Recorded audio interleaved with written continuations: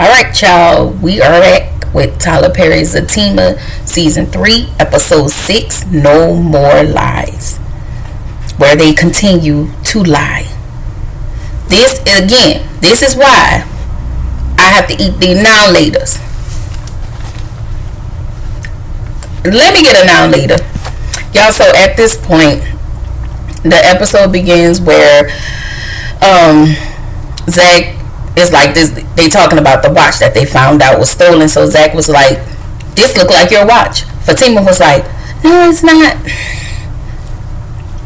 He said, "This looks like your watch." It was just a back and forward. She just kept denying it, saying she left it at home, and it's like, girl, and maybe she didn't know. So at this point, Zach is getting annoyed. In turn,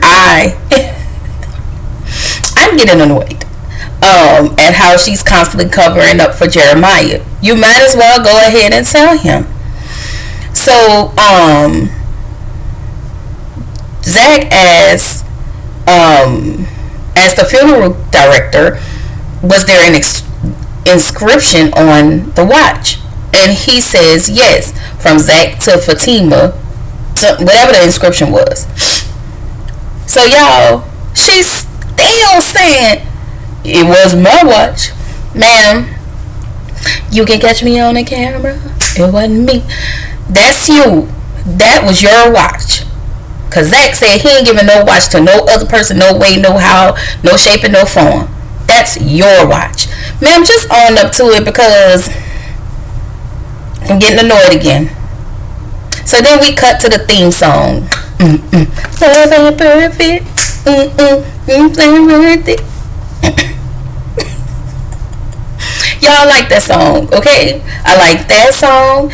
I like the sisters song, because it's a whole bop, and I almost like it more. And the bruh, y'all gotta watch Bruhs too. I know everybody don't watch Tyler Perry Bruhs, but I do. But I almost like the theme songs more than I like the shows. So Zach asks Fatima, how did Jeremiah get the watch? So she finally tells him what happened. Thank God. Tell him what happened. Sorry, y'all. Tell him what happened. Tell him what happened. So of course Zach is angry. So he's gonna go find Jeremiah. Fatima begging him not to. Baby, he ain't trying to hear that at this point. Let him go. Let him go. Because Jeremiah has done too much. So we flash to the next scene where Preston is standing outside of Zach and Fatima's house. And at this point, I don't know if he was waiting for Preston. I don't know if he was waiting for Zach and Fatima, and he knew they was coming back in an hour, but he was low-key waiting on Deja, because I think he liked her. But Deja pulled up and get out the car, and of course, she's flirting. Hey, Vanilla. So she asked Preston to help her with the bags. So he picked up the bags, helped her with the bags to the door. And she was like, "You gonna carry my bags inside?" I mean, you can. Just bring it, because we know you won't go in. And we know you won't. Never mind. So Deja invited Preston to her birthday party. And I was like, oh, okay, I'm not mad at that. We all need to do that, especially with this inflation. Y'all, this is a mess. So we need to I'm going to have a birthday rant party, baby. My birthday is coming up soon. So be on the lookout. We're going to pay $20 at the door. Anyway, so she then, not only did she ask him to come to the party, she asked, can she offer him a little... And Preston says Deja is too aggressive. And sir, I just want to tell you and all the other people, people that look like you, that there is a difference. Deja is not aggressive. She's assertive. Please and thank you. Y'all act like y'all don't know the difference between aggressive and assertive. I like you, Preston, but don't get on my nerves. So then she said, so now he says he had an aggressive woman, but he don't want that anymore. So you gonna still come back at us with that? Danny was not aggressive. I'm sorry, y'all. I can't agree with that. She was not aggressive. So anyway, he's, talking about Danny was, he didn't say her name, but no, she was not aggressive. So we know that Preston says he's attracted to black women. But I thought he married the white woman. Remember, he left Danny. Him and Danny broke up, and he immediately went to go marry Miss White Lily. I don't know, but he doesn't wear. You notice the ring isn't on his finger, but whatever. But ultimately, at the end of the day, while he was trying to play hard to get, he really wanted to chew in Deja's underwear. Don't get it twisted. Sorry, y'all. I try not to be crass, but sorry.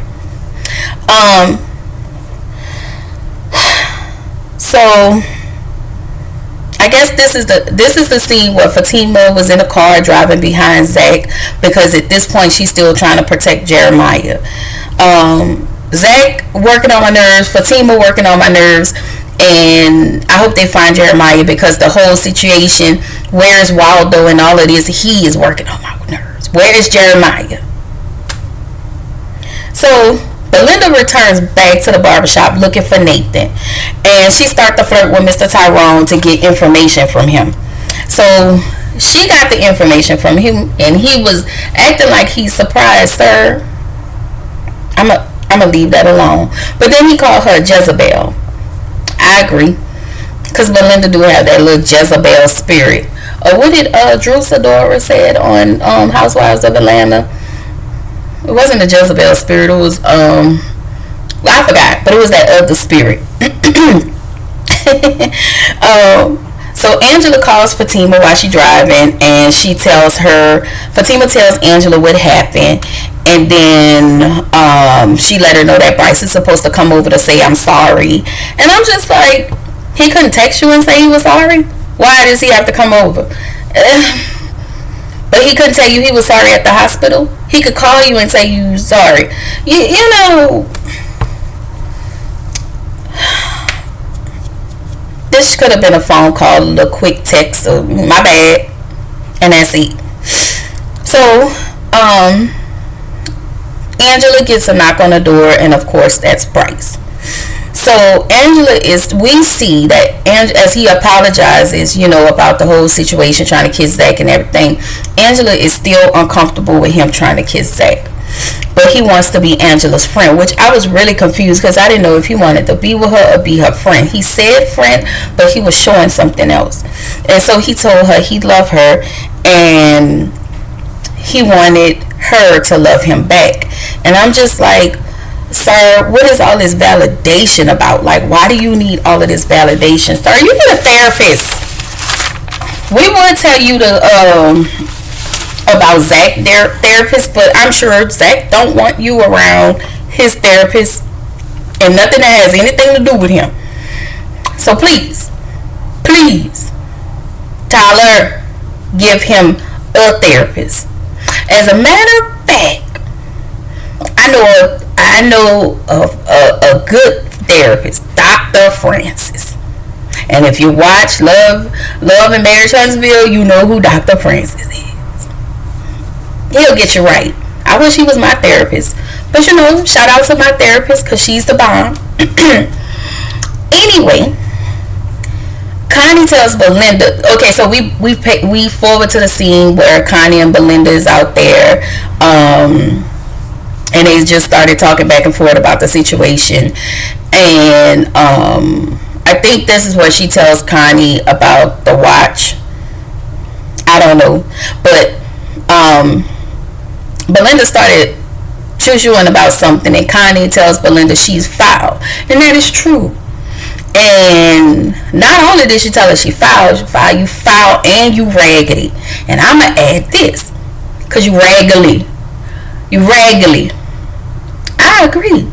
You trifling, you hood, you like. I try not to use those words for some of us melanin, for all of us melanin women, but this one, because you keep saying this is your girl, but you keep showing up in a way that is so conniving. Like, I would never trust you. Like, I would push you on the ground.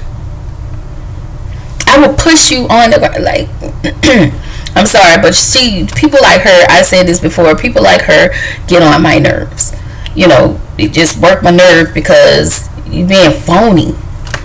So y'all, Zach is on a rampage, and this is where the episode ends.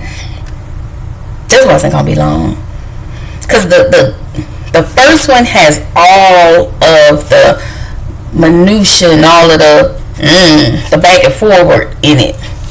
And so I'm starting to see, when we get to the second episode, every time he drops something new, the second one is always lighter.